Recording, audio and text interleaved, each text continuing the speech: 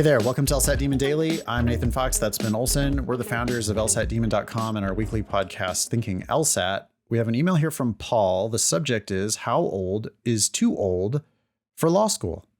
Paul says, Nathan and Ben, I've been listening to your podcasts and have a question that I don't believe you've covered. In a few months, I'll graduate with a bachelor's in English. I have a 4.0 GPA. I plan to take the LSAT in June. My latest practice test was 164, and I'm shooting for 170-ish. But in June, I'll be 60 years old. Okay.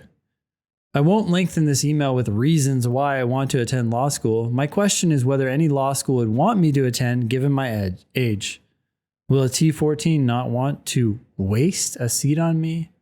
Should I aim lower? Much lower? Eager for advice. Paul. What's this thing that Eric has found for us? The first thing is an article that's claiming without evidence that older applicants are less likely to matriculate. If it's making that claim without evidence, then I don't know how seriously we need to take it. Yeah. From a website called juriseducation.com. Law schools might be wary of admitting older applicants based on these fears. On the other hand, Paul would be far from the oldest law student ever. Yeah, Jeanette Goldstein was 83 years old when she graduated from Syracuse University College of Law in 2004. Did she pay full price? Sorry. Okay. I mean, my biggest worry is not so much about whether or not you can get admitted, Paul. You'll find that out once you apply to these schools. My biggest worry is your time horizon is short. So spending money on law school, it seems like a foolish idea. You don't have the timeline to recoup the investment. So go for free. Yeah. I mean, it's also possible that this is second career for Paul, and Paul's like, I'm going to write a check for the tuition. I don't care. Sure. Yeah. Still, I wouldn't want to waste money. I mean, I guess, but then if you're going just for the educational experience, why pay for it when you can go for free? True. And you could buy a house for somebody, or make a nice down payment on a house, at least. With you have a 4.0. Yeah. Who knows, Paul? Yeah. I mean, it is kind of rare. Is there any reason why you can't go to law school at 60, graduate, start practicing law at 64, 65? Is there any reason why you can't do that?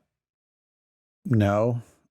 I guess I can. We were talking on the Thinking LSAT podcast just a minute ago about unconscious or subconscious biases. Yep. I can certainly see some schools subconsciously discriminating. Mm-hmm.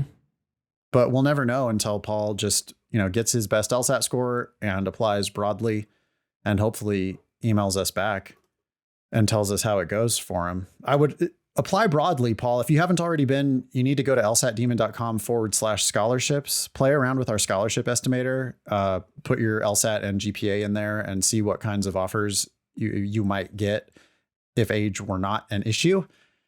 And then I would apply broadly. So, some schools in the top 14, but maybe some schools outside the top 14 that are, for example, in your area or an area where you would like to be, and they're probably going to give you a tuition scholarship. I would just apply to 15 schools kind of at a minimum. Yeah. One thing Paul does ask, will a T14 not want to waste a seat on me? I mean, maybe they care about your future potential, but also that depends on who you are now and what you have to contribute. You're going to be able to contribute a lot faster maybe than some of the other people coming right out of law school. And the reality is that age, is that on the 509? I don't think it is. But you know what is? LSAT and GPA. Right. Yeah. And Paul has a 4.0. And if you get in the 170s, you're helping that institution.